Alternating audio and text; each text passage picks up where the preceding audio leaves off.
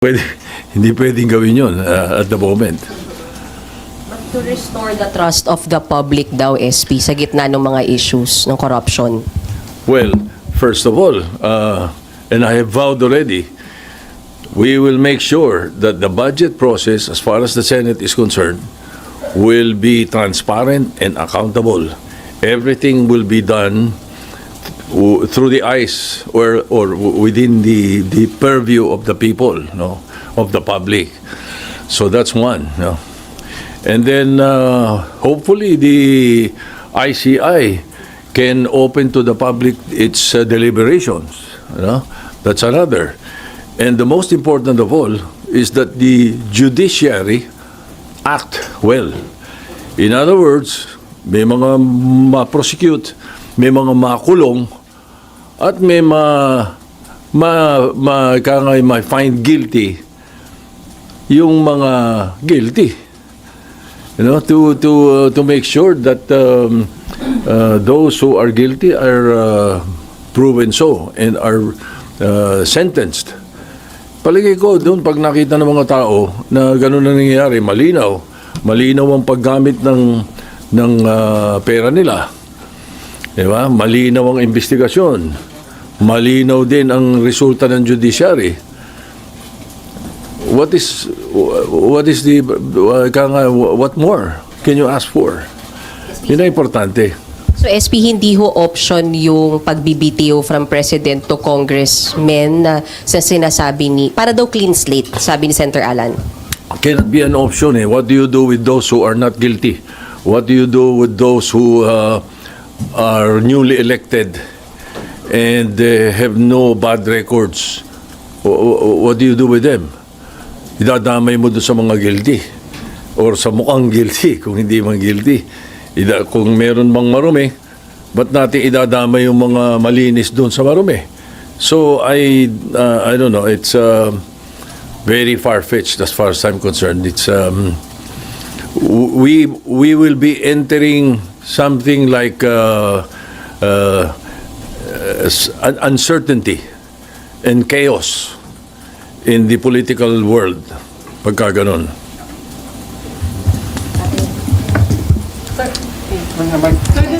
Sir, nakausap na ho ba kayo ni Senator Lacson tungkol po dun sa balak niyang resignation? Tinanggap na ho ba yung resignation niya as chairman po ng Blue Ribbon Committee? Salamat po. Hindi, nagkausap kami kagabi. Wala pa kami tinatanggap. Wala pa naman siyang pinapadalang sulat or I think he wants to do that personally. Nagkausap kami kagabi.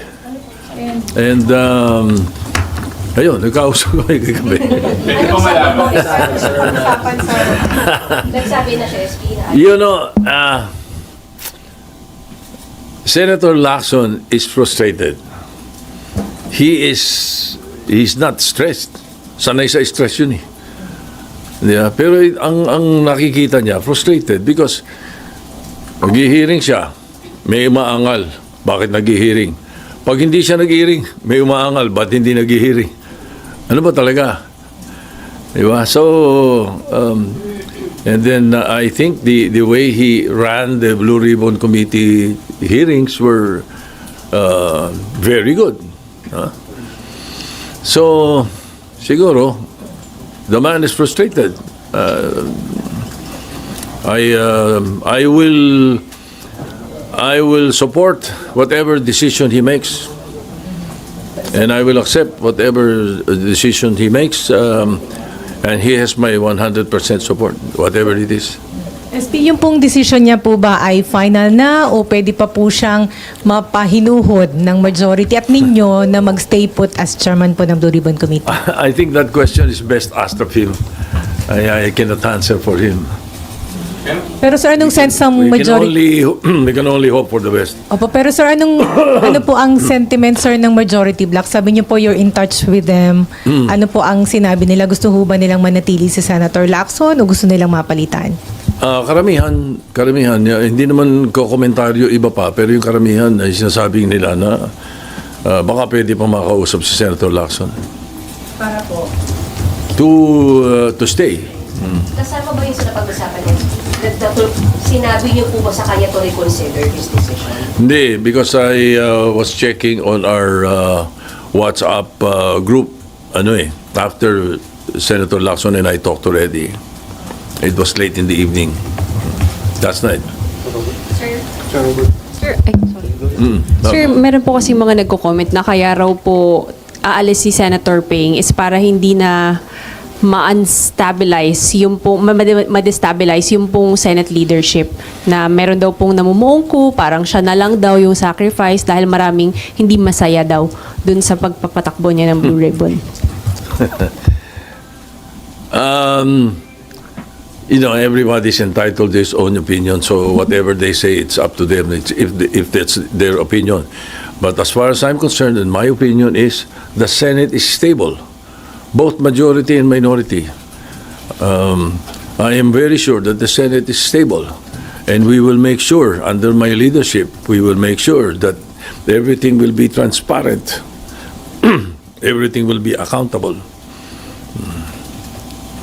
SP, so what do you make of those rumors na merong attempt to unseat you and install a new leadership? Hindi ko alam kung saan nanggagaling eh. Alam mo naman dito sa Senado, pagka nanggagaling sa social media yung kwento, hindi ka, madaling kumalat dahil social media, pero I don't see it coming from anywhere. In fact, the other day, nagkausap kami ni Senator Alan at nababanggit na rin yan eh. Sabi niya nga, siya mismo nagsabi sa akin, wala naman akong kinakausap kahit sino eh, sabi rin niya. And you believe him, sir? And you believe him, sir? And you believe him, sir? Yeah, I believe him. Sir, yung pong napag-usapan ninyo sa majority regarding dun sa leadership po, nag-loyalty check ba kayo or sila mismo kinausap kayo after hearing the story na sa inyo pa rin yung suporta po nila? Oh, nagkakausap-usap naman kami. Pagka mayroong mga lumilitaw na ganyan, I get messages from some of them saying na, ano ba yan, we should listen to that, mga ganun-ganun. Yeah, no need for a loyalty check. How confident are you, SP, that the majority still... How confident are you, SP, that the majority bloc still supports your Senate presidency? I'm quite confident. But as usual, any senator who is elected into the leadership only serve at the pleasure of your colleagues, of your peers. So we always leave it at that. But as far as I'm concerned, and as far as I know now, I'm quite confident that we are stable and the leadership of the Senate is well in place. May interviews kay Senator JV na parang may lumabas sa mga reports na may balak siyang kumala sa majority. May ganun ho bang na sabi po sa inyo? Paulit-ulit si JB, sinasabi niya na nung araw pa yan, rehash daw yan eh. And he was interviewed and quoted that, I think about more than 2 weeks ago, when the issue of the interview of Senator Lacson mentioned about certain insertions of some senators or almost all like that. Parang ganun yung ginabi. That was the reaction of Senator JV the following day. But after that, when I explained what insertions and amendments are and how it is really placed in the budget, at yun yung mga nabanggit na yun ay karamihan naman yung amendments, it all settled down eh. So the issue that is being placed in social media and some mainstream media reports about Senator JB, I am very sure that he will deny it now. He did say that before. But in fact, I was on the phone with him yesterday telling him about plano ni Senator Lacson. And he was quite worried. Sabi niya, mahirap pag-usapan natin, parang gano'n. And then he also, he told me na baka iniisip ni Senator Lacson yung mga nilalabas sa media tungkol sa sinabi ko, baka that influences him. Sabi ni Senator JB, that's an old rehash, sabi niya. Wala akong sinasabing gano'n. And I think he talked to, Senator JB called Ping to tell him that. So, As far as you know, SP, walang kahit sinong miyembro ng mayorya ang kakalas at this time po. Yes, yes. Kung sakaling matuloy po yung resignation ni Senator King, sino po yung posibleng pumalit? Tsaka itutuloy pa po ba yung mga hearing ng Blue Ribbon kahit mag-resign na si Senator King? The Blue Ribbon is always alive as far as the Senate is concerned. Kaya siya lang ang pwedeng mag-motu proprio hearing without a resolution, without a privilege speech, without any bill referred to it. Motu proprio by the chairman. Kaya laging buhay ang Blue Ribbon. Hindi mawawala yan. Hindi nawawala yan. Maaaring napopostpone ko minsan, suspend, but it is always ongoing. Now, if indeed Senator Lacson resigns, his candidate would be a very good it will be something to consider. But we will leave it up to the members of the majority. We'll talk about it first. We'll cross the bridge when we get there.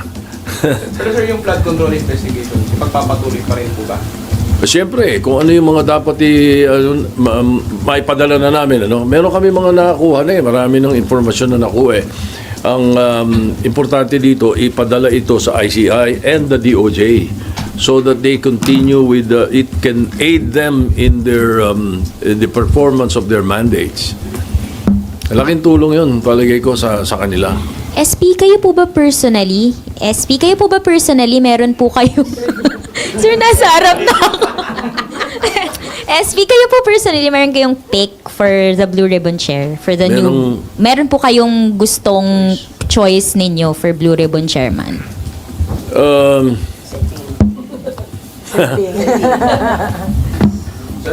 Other than Senator Lacson? Well, there are about 3 or 4 members of the Senate who I think would be able to handle it also, but mahirap sundan din yung footsteps ni Senator Lacson. Sir, itong mga lang po din, parang change of leadership again, tingin nyo outside forces po, meron nang i-intriga lang sa Senado? Posible.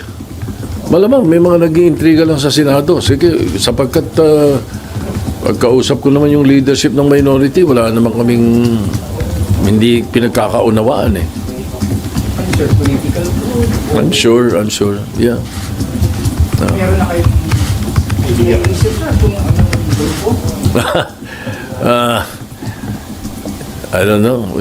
Pwede manggaling sa kaliwat kanan niya, whatever. Hindi na. We should not allow these talks to hamper the work of the Senate. And that's the reason that last week we decided to suspend the sessions habang wala yung mga agenda na mayroong mga bills pending. Nakita nyo yung mga pending na treaty, pinalasa lang muna namin. Then we suspended to allow the budget deliberations and the budget hearings, I should say, to allow the budget hearings to continue without stoppage. Kasi nangyayari, every 3 p.m., because of the session, they have to stop the budget hearings. And the other hearings of the different the committees, because the only way we can get the agenda into the plenary is when the committees are done and are ready to report out the bills. One thing that I'm sure not a lot of people are aware of, or there are few who are not aware of the fact that the Senate works on committees, through committees. The Senate works through committees. We don't work in plenary. We work through committees. Kaya ang mga bills at ang agenda ay nanggagaling sa committee work. And in this case, because of the single most important piece of legislation to be passed, the budget, the GAA for 2026, we should be very clean, other than what happened in the 2025 budget. I think it needs our full attention, and that is the reason that in this suspension of the final week of the sessions and into the break is only as far as both houses are concerned. But as far as the Senate is concerned, it is a working break because of the budget hearings and the committee hearings. Ayan. Approve nyo na po ba yung hiling ng House na sa October 30 na kayo mag-adjourn? October 13, Yes, sir. they sent me a notice, and that is prescribed in the Constitution, na kapag merong nag-adjourn na isang House, kailangan merong 3 days notice yung isa kung siya ay mag-a-adjourn ng maaga or mag-a-adjourn ng delay. The maximum allowed is 3 days. And that is the reason that they that's the reason that they will adjourn on the 13th, but we will adjourn on the 10th. Okay? Ayun. Okay, yun. Now, why are they adjourning on the 13th? And this is, of course, born out of my talks with Speaker Boji D and their majority leader and their minority leader and the chairman of the appropriations, si Congresswoman Representative Swansea. Ang napag-usapan is they will not be given by the President the certificate of urgency. So they needed that instead of passing on second reading on the 10th and passing on third reading on the 10th. Because they can only do that if there is a certification of urgency by the President. The President does not want to certify the budget as urgent so that there will be time to go through the budget in at least 3 days para mabasa mabuti kung tama lahat yung pinapadala. I think that is the thinking himself. The President himself said that. Ayaw niya nung i-shortcut yung 3-day rule. So ganun din. Pagdating sa Senate yan, ganyan na rin yan. I'm sure he will not. Pero sir, usually po merong certification nun, sir, no? Na taon-taon, parang taon-taon. normal po siya. Taon-taon, dahil pinapass break. Opo. Ayaw nga ni Presidente ngayon na maisip daw na ipapass break. So ayaw niya nung 3-day rule, according to Speaker Boji. So I'm sure, I expect the same thing in the Senate. So, hindi nyo yung napag-usapan sa LEDAC? Hindi nyo po napag-usapan with the President yun sa LEDAC? Nabanggit din niya, pero in passing.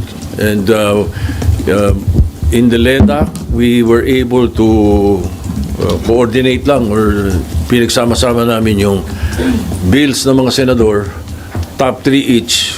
Pero may mga ibang hawig-hawig, kaya total was 68. And in the House, 100 something, 200 something. And then, meron ang DepEd, yung DepEd, DepEd meron.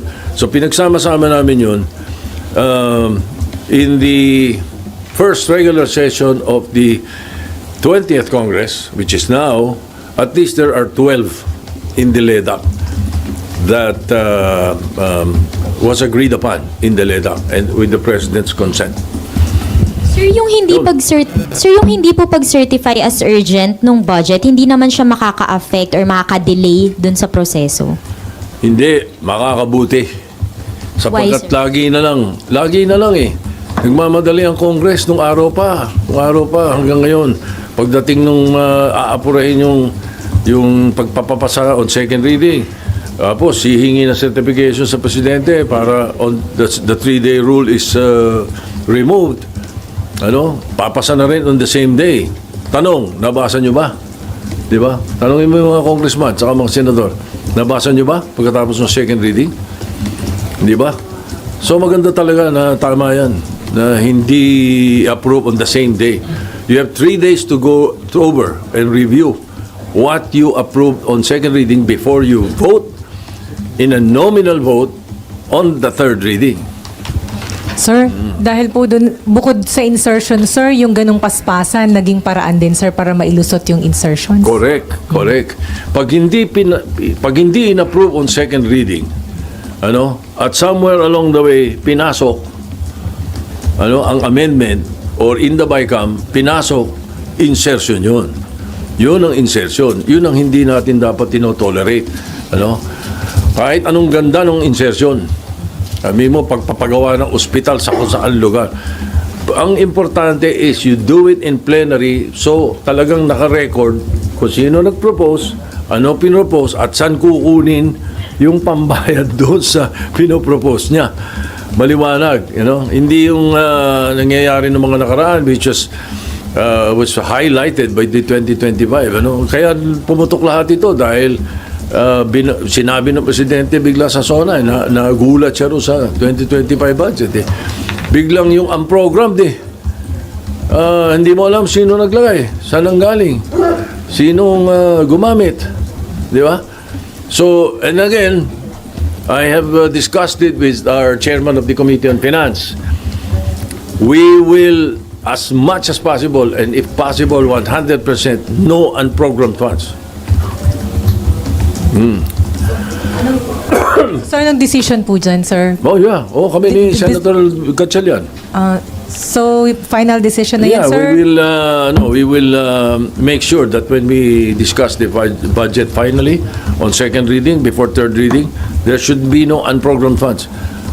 I-program natin kung anong kailangan ng executive, ano talaga dapat i-program natin. So, paano yung mga Para foreign maliwanag, assisted? kitang-kita, hindi yung pagdating ng nakapasa na yung budget, biglang, ganyan, pwede rito, ganito, pwedeng ilipat dito, hindi pwede yun. Sir, paano po yung mga foreign assisted daw? Hindi natin gagalawin yun.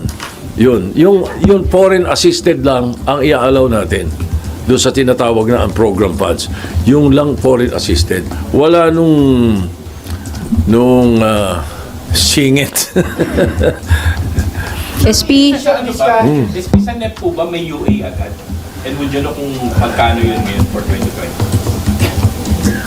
I have to check. I think you'd better ask Senator Gatchalian that question. Medyo yan. I will be talking off my hat if I answer that. And I answer it wrongly. No? SP, sorry, hindi pa rin ako naka-move on kay Senping. Sir, yung tawag niya sa inyo kahapon, SP, nagpaalam na siya formally na bababa na siya ng Blue Ribbon. Can we say that?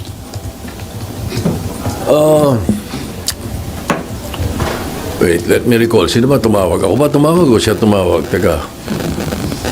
No, I sent him a text. I said, can you take a call? He called. No.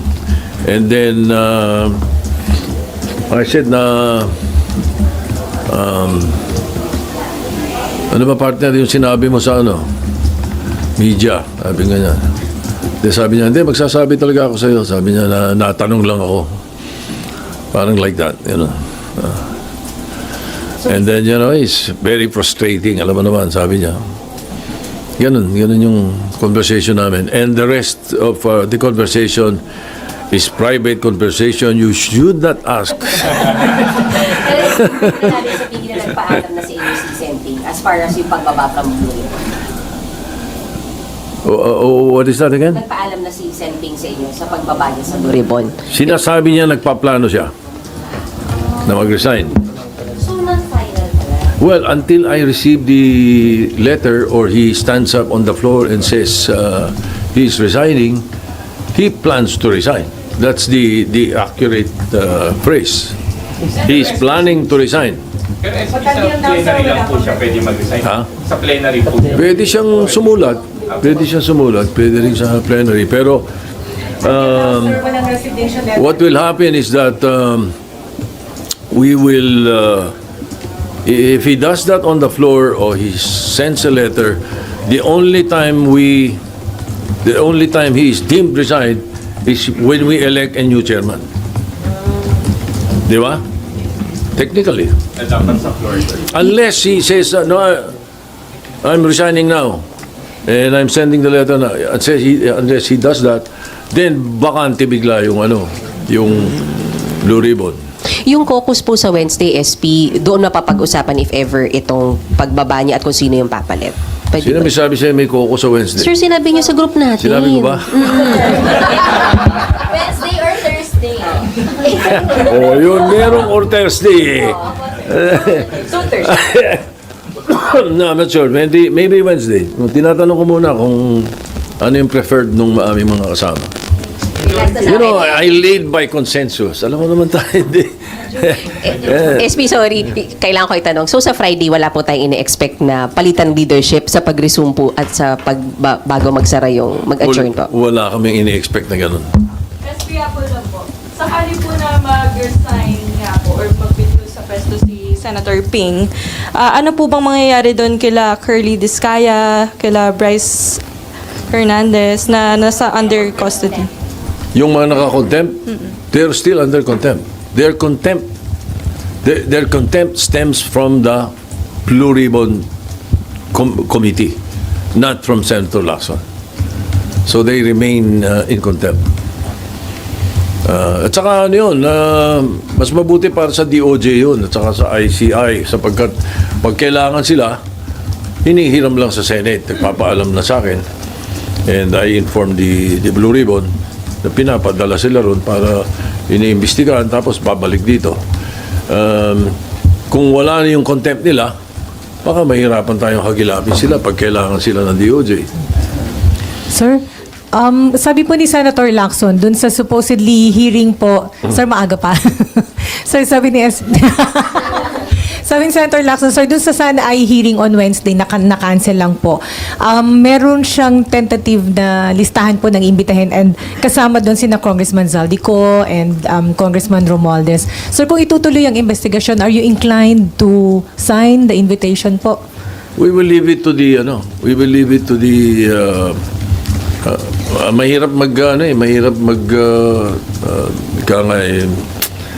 manghula ng pwedeng mangyari. So we leave it to the new chairman if there's going to be invitations. But as far as I know, I was not aware of that really. Ang alam ko, kaya biglang sana tumatawag ng hearing, request ni Senator JB. Meron silang mga district engineers or mga DPWH employees na gusto niyang ipaimbita. Yun ang pagkakaalam ko. Pero sir, announce Kasi saldi ko, paano mo iimbitahin yun? Nasa ano?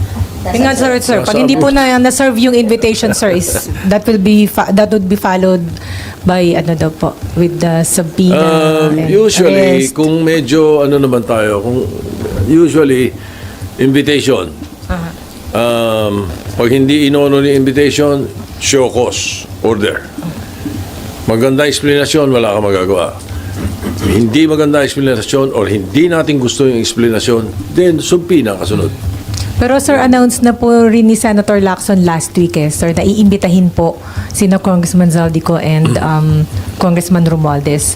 So, Ganun na procedure nun. If that is, if it will push through or if it would have pushed through. pero sir, kasi congressman pa rin si Congressman Romualdez, Congressman Zaldico is no longer, so Parliamentary ethics na pwedeng pagdaanan doon. Isaldi ko, hindi na. Opo. Wala ng parliamentary ethics yun.